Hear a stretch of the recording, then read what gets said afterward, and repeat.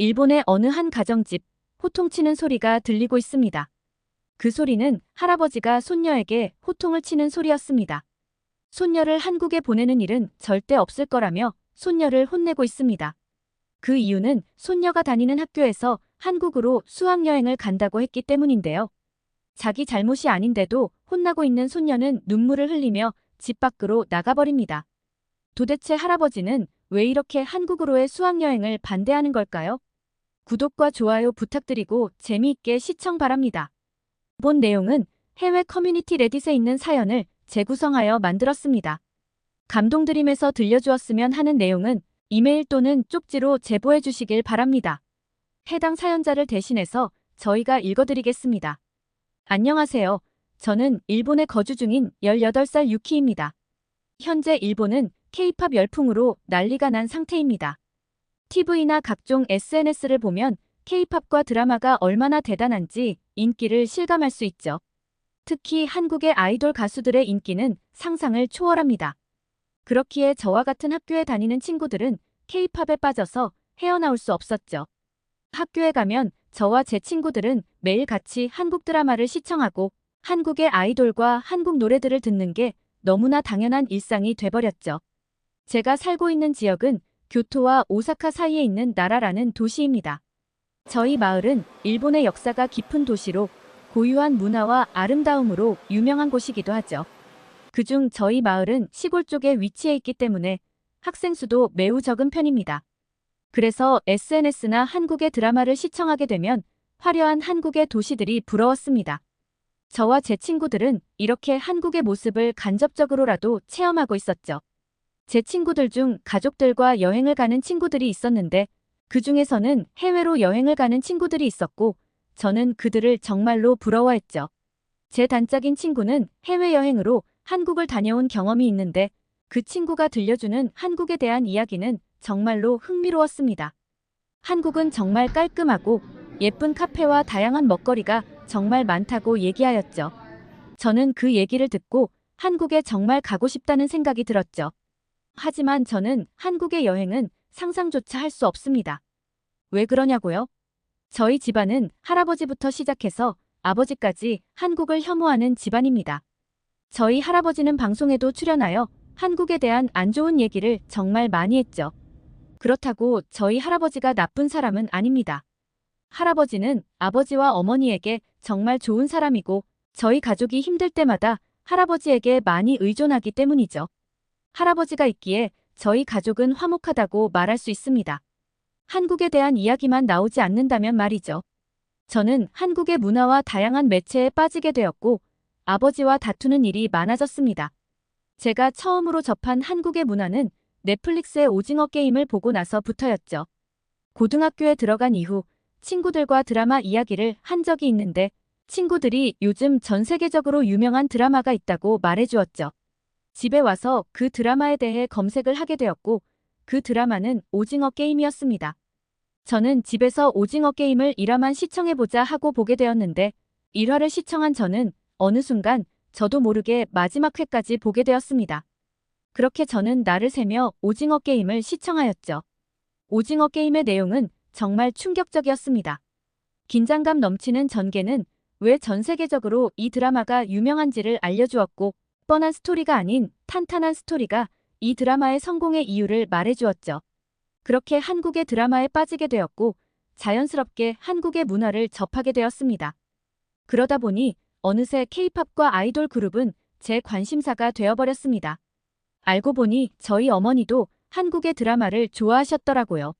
하지만 할아버지와 아버지의 귀에 들어가게 되면 집안의 분위기가 험악해질 걸 알기에 저와 제 어머니는 그 사실을 숨기고 몰래 드라마를 시청할 수밖에 없었죠. 이러다 보니 저는 한국에 대해 궁금한 게 너무 많아졌고 한국에 가보고 싶다는 생각을 했죠. 저는 죽을 때까지 한국에 못 가게 될 줄 알았는데 마침 기쁜 소식이 들리더라고요. 저희 학교에서 한국으로의 수학여행 일정이 잡혔다는 소식이죠. 코로나로 인해 해외여행은 꿈도 못 꾸게 되었는데 3년 만에 풀리게 되었기에 이런 소식은 뉴스에서도 속보로 나올 정도였으니까요. 저희 고등학교뿐만 아니라 많은 학교가 한 번에 가는 것이라 한국에서도 엄청난 관심을 갖게 되었던 것 같습니다. 저와 제 친구들은 한국의 수학여행 소식에 기쁨을 감추지 못하였습니다. 한국은 평생 가지 못할 거라 생각했기에 저는 너무나 흥분이 되었습니다. 그렇게 수학여행의 일정이 잡히게 되었고 저희는 4박 5일 동안 한국에 가게 되었죠. 그 중에서 한국의 유명한 지역을 돌아다니게 되었습니다. 하지만 문제가 하나 있었죠. 바로 저희 할아버지와 아버지 때문이죠. 아직 저희가 학생이기에 해외로 나가는 수학여행은 부모님의 동의가 필요했습니다. 저는 부모님의 동의를 구하기 위해 할아버지와 아버지에게 이 사실을 알렸죠. 그러자 할아버지는 절대 못 보낸다고 호통을 치시며 저를 혼냈습니다. 그리고는 학교에 전화까지 하면서 한국으로의 수학여행이 말이 되냐며 항의했습니다.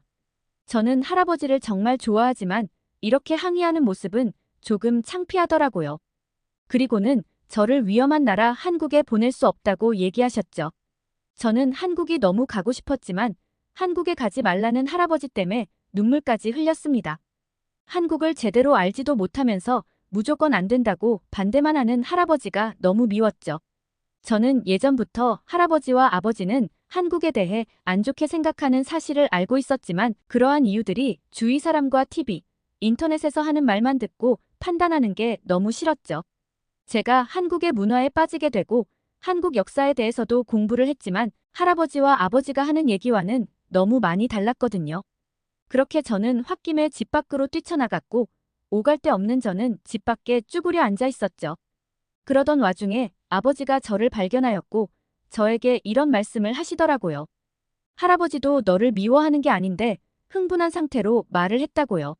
하지만 한국 사람들은 일본 사람에게 위험한 행동을 할 수도 있으니 조심하라고 했죠. 그리고 아버지께서는 제가 한국을 좋아하는 것도 몰랐다면서 미안하다고 얘기하시더라고요. 저는 그 말을 듣고 서러움에 눈물이 펑펑 나기 시작했습니다. 저는 아버지에게 한국에 가서 연락도 꼬박꼬박 잘하고 한국에서 일어난 모든 일들을 알려주겠다고 다짐을 하였습니다. 이렇게 저는 한국으로 가는 수학여행을 허락받게 되었죠. 설레는 마음으로 한국으로 갈 준비를 하게 되었습니다. 그렇게 한국행 비행기를 타게 되었고 저는 너무나도 떨렸습니다. 핸드폰으로만 보던 한국을 제가 직접 가게 되었으니까요. 그렇게 저와 제 친구들은 인천공항에 도착을 하게 되었습니다. 저와 제 친구들은 인천공항에 도착하자마자 놀라움을 감출 수 없었습니다. 인천공항의 규모는 엄청났고 시설마저 너무나도 깔끔했기 때문이죠. 공항 내부에는 입출국 심사의 안내를 도와주는 로봇이 있었습니다. 그 로봇의 안내를 받아 저희들은 입출국 심사를 하게 되었고 일본에서의 입출국 심사와는 다르게 한국의 입출국 시스템은 너무 순조롭게 진행되었죠. 일본에서는 2시간가량 걸렸는데 한국은 30분 정도밖에 걸리지 않았죠. 입출국 심사를 마치고 이동을 하는데 저희를 반겨주는 플랜카드도 있더라고요. 한국에서도 코로나가 풀리고 처음으로 일본 학생들이 오는 거라 이런 저희들을 위해 한국인들은 작은 이벤트를 준비했더라고요. 할아버지와 아버지가 말한 것과는 다르게 한국인들은 너무 친절했어요. 저희를 해치려는 행동은 전혀 하지 않았고 오히려 반겨주기까지 했으니까요. 저는 이 모습을 사진으로 남기고 아버지에게 사진을 전송해드렸습니다. 하지만 아버지는 답장을 하지 않으셨죠. 저희는 첫 번째 여행지인 경주를 가게 되었습니다. 경주를 가기 위해 저희들은 버스에 탑승하게 되었고 버스 내부를 본 저희들은 모두 놀랐죠. 버스 내부는 마치 호텔 같았고 좌석도 널찍했고 수납 공간마저 여유로웠죠. 그리고 좌석 앞에는 스크린이 있어서 핸드폰과 연동이 가능하더라고요. 그렇게 저는 핸드폰을 연동시킨 후 편안하게 경주로 향하였습니다. 한국의 경주라는 지역은 한국의 학교에서도 수학여행으로 오는 코스라고 하더라고요. 경주는 석굴암과 불국사, 첨성대 등 한국의 다양한 문화재가 있고 한국의 과거 전통을 엿볼 수 있는 아주 이색적인 지역이었습니다. 일본의 과거 문화재와 비슷한 느낌이 나긴 하였지만 이렇게 오래되었는데도 훼손이 되지 않고 깨끗하게 보존이 될 수 있다는 게 놀라웠죠. 이렇게 경주에서의 체험학습을 마무리하고 다음날 저희는 전주로 이동했습니다. 전주라는 지역은 한국에서도 1년에 1,000만 관광객이 온다는 아주 유명한 관광지였죠. 그 중에서 저희가 방문하게 될 곳은 한옥마을이라는 명소였습니다. 한옥마을은 마을 전체가 한옥으로 이루어져 있고 다양한 사람들이 한복을 입고 있더라고요. 저는 이 모습을 보고 한국 드라마 속에 들어와 있다고 착각을 하게 되었습니다. 그리고 한옥마을은 다양한 먹거리들이 많이 있더라고요. 그 중에는 칼국수집이 유명하다고 하여 저희는 칼국수집으로 향했습니다. 저희는 칼국수를 주문했고 음식이 나오기까지의 시간은 그리 오래 걸리지 않았습니다. 일본의 패스트푸드점에서 햄버거를 주문할 때도 많은 사람들이 있으면 시간이 오래 걸리는데 이 칼국수집은 사람이 많은데도 패스트푸드점보다 빨리 나왔기에 너무 신기하더라고요. 그렇게 칼국수가 나왔고 저는 실수를 해버렸습니다. 아버지에게 사진을 보내기 위해 핸드폰을 꺼내다가 실수로 칼국수를 엎어버렸죠. 저는 당황스러워서 안절부절 못하고 있었는데 식당 아주머니께서 저에게 달려왔죠. 저는 저에게 뭐라고 할 줄 알고 긴장을 하고 있었지만 아주머니는 오히려 저에게 다친 곳은 없냐면서 저를 걱정해 주시더라고요. 저는 다행히 다친 곳은 없었기에 괜찮다고 말하였죠. 그리고는 바닥에 흘린 칼국수를 치워주시더라고요. 저는 너무나도 놀란 상황이었지만 아주머니의 배려심에 마음이 진정이 되었습니다. 저는 칼국수를 엎었기 때문에 못 먹을 거라고 생각을 하고 있었는데 아주머니가 미소를 지으며 새로 칼국수를 가져다 주시더라고요. 저는 칼국수를 못 먹을 줄 알아서 마음이 속상했는데 한국의 배려심에 너무나도 큰 감동을 받았습니다. 한국 사람은 일본인을 보면 과거에 저지른 역사 때문에 미워할 법도 한데 이렇게 호의를 베푸는 모습은 아버지에게 자랑을 하고 싶을 정도였죠. 저는 아버지에게 이러한 사실이 있다고 알렸지만 아버지는 답장이 없으셨죠. 그리고 저희는 밥을 다 먹고 한옥마을에서 한복을 대여했습니다. 한옥마을 앞에는 전동성당이라는 멋지게 생긴 성당이 있는데 그 앞에서 사진도 찍고 친구들과의 좋은 추억을 남기기 시작했습니다. 그리고 저희는 한옥마을 근처에 있는 한 고등학교에 방문을 했습니다. 그 고등학교의 한국인 친구들과 교류를 하고 번역기로 다양한 이야기를 나눴죠. 한국인 친구들도 일본 학생들에게 많은 관심을 보였고 그렇게 금세 친해지게 되었죠. 그리고서는 과거 일본의 역사 때문에 일본을 싫어하지 않냐고 물어보자. 그건 과거의 잘못이고 현재의 너희들은 잘못이 없기에 싫어할 이유가 없다고 하였죠. 저는 이 말이 너무 충격적으로 다가왔고 한국인 친구에게 너무 큰 감동을 받았습니다. 그리고서는 할아버지와 아버지에게도 이렇게 말해주는 사람이 있기를 바랬죠. 할아버지와 아버지는 우물안 개구리처럼 자신들의 보고 들은 것만 믿고 다른 이야기들은 전부 아니라고 항상 생각하면서 평생을 살아왔으니까요. 저는 이러한 일을 겪고 아버지에게 메시지를 보냈는데 여전히 답장이 없으시더라고요. 그렇게 한국인 친구들과 헤어지고 저희는 다음 날 서울로 가게 되었습니다. 저는 사실 서울에 가는 날만 기다리고 있었죠. 왜냐하면 저희는 서울에서 가장 유명한 롯데월드라는 놀이공원을 가기 때문이죠. 그곳은 다양한 놀이기구와 먹거리가 있고 그 옆은 롯데월드 타워는 복합 쇼핑몰이기에 K-팝에 관련된 굿즈샵, 전시 공간이 있기 때문이죠.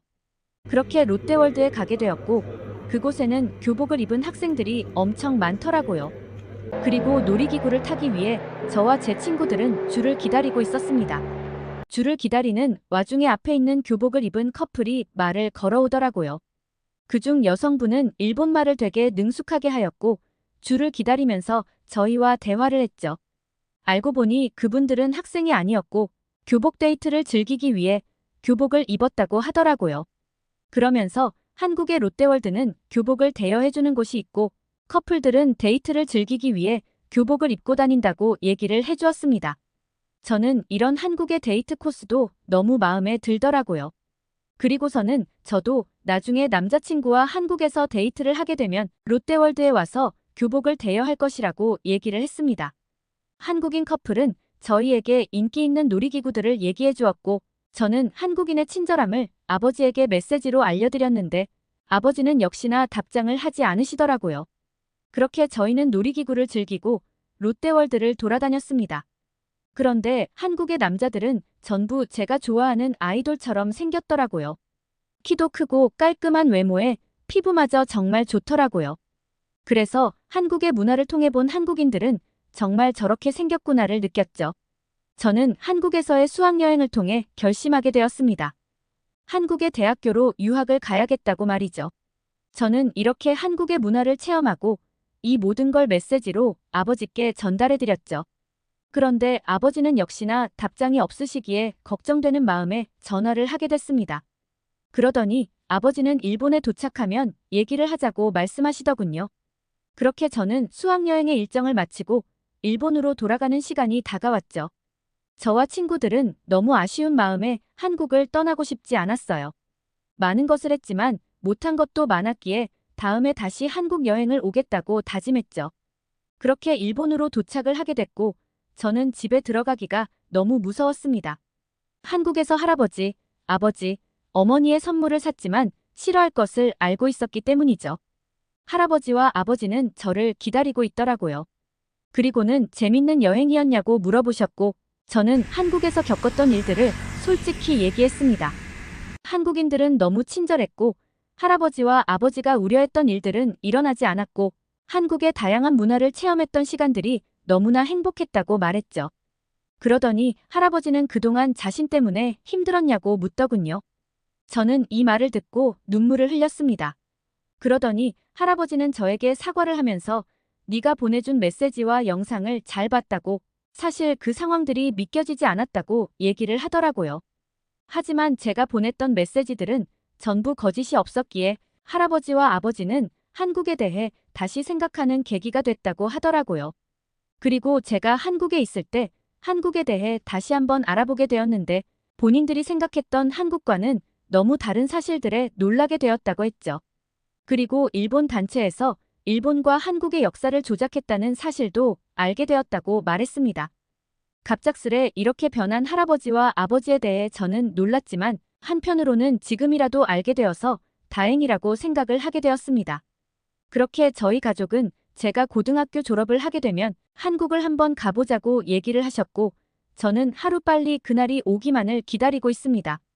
이렇게 한국에 대해 안 좋은 인식을 갖고 있던 할아버지와 아버지가 한국에 대해 알아보고 인식이 바뀌게 된 사연 어떻게 들으셨나요? 사실 저는 일본의 어른들이 한국을 어떻게 생각하는지에 대해 잘 몰랐었는데 이 사연을 계기로 그런 사람들도 있지만 이렇게 한국에 대한 인식을 바꿀 수 있다고 한국의 위대함을 다시 한번 느끼게 되었습니다. 여러분들도 이러한 경험을 해보신 적이 있나요? 댓글로 여러 이야기를 공유해 주시길 부탁드립니다. 다음에 더 감동적인 이야기로 돌아오겠습니다. 구독과 좋아요 부탁드리고 시청해 주셔서 정말 감사합니다.